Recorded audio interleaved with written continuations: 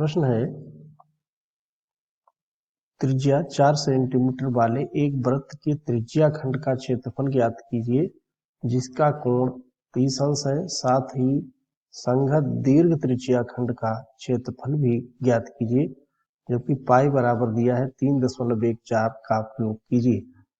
तो पाई का मान वैसे तो 22/7 होता है, लेकिन यहाँ पर चूंकि दिया गया है कि पाई का मान 3.14 प्रयोग करें तो वही करेंगे। तो यहाँ पर हम इसकी मुख्य अवधारणा को पहले समझ लेते हैं और फिर आसानी से इसको हम हल कर लेंगे। मुख्य अवधारणा पहले यहाँ पर हम चित्र द्वारा समझते हैं। तो हम मान लेते हैं एक वृत्त है, इसका केंद्र O है। तो यहाँ से A और B यानी OAB एक त्रिज्या खंड है और जो केंद्र पर बनाता है कोण हो जाता है 30 अंश का दिया है, और जो पूरा कोण 360 का होता है तो ये वाला जो कोण हो जाएगा वो होगा 330 अंश का, ये कोण हो जाएगा। तो ये लघु त्रिज्या खंड है, लघु त्रिज्या खंड, इसका क्षेत्रफल ज्ञात करना है। और ये ऊपर वाला ये दीर्घ त्रिज्या खंड हो जाएगा। यहां से हम लिख देंगे इसको दीर्घ त्रिज्या खंड, दीर्घ त्रिज्या खंड, दोनों का हमें यहाँ पर क्षेत्रफल ही ज्ञात करना है। तो त्रिज्या खंड का जो सूत्र होता है वो हम लिखते हैं यहाँ से, त्रिज्या खंड का क्षेत्रफल बराबर होता है थीटा बटे 360, यानी जो केंद्र पर कोण बनता है वो, और गुणा पाई r स्क्वायर, जहां जो r है वो वृत्त की त्रिज्या है, त्रिज्या है। तो इस सूत्र का प्रयोग करते हुए हम इसको हल करेंगे।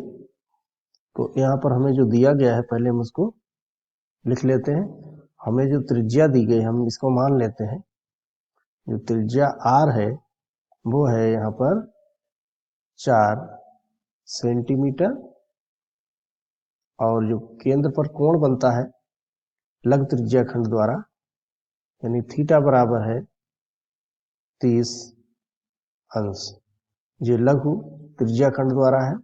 तो हम इसको समझने के लिए लिख देते हैं लघु के लिए, और दीर्घ के लिए हो जाएगा, यहाँ त्रिज्या वही रहेगी तो थीटा हो जाएगा 360 माइनस कर देंगे 30 अंश, तो जो बचेगा वो होगा यहाँ पर 330 अंश, और ये होगा दीर्घ त्रिज्या खंड के लिए कोण होगा।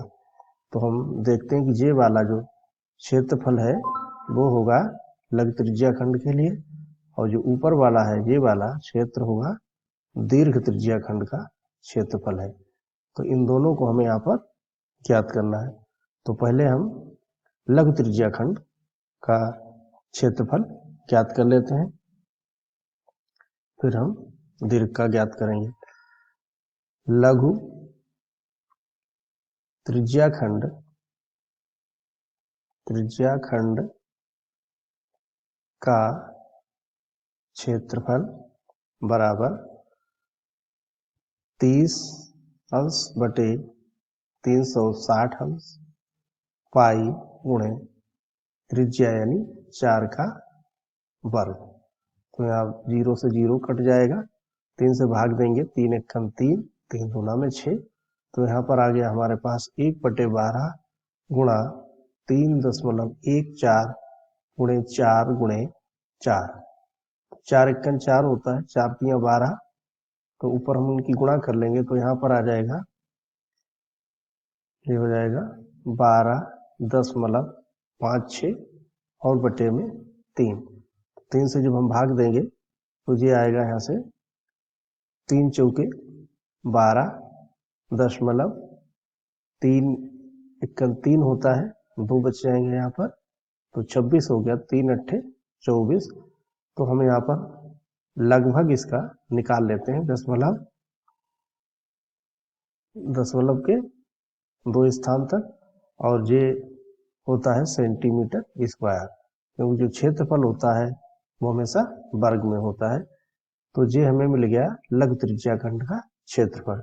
अब हमें ज्ञात करना है दीर्घ, इसके संगत जो दिया गया है दीर्घ त्रिज्याखंड का क्षेत्रफल, उसको ज्ञात कर लेते हैं। दीर्घ त्रिज्याखंड का क्षेत्रफल, तो केवल यहाँ पर कोण का मान बदल जाएगा, तो यहाँ पर हो जाएगा 330 बटे 360 गुणा पाई गुणा 4 गुणा 4, यानी पाई का त्रिज्या का वर्ग।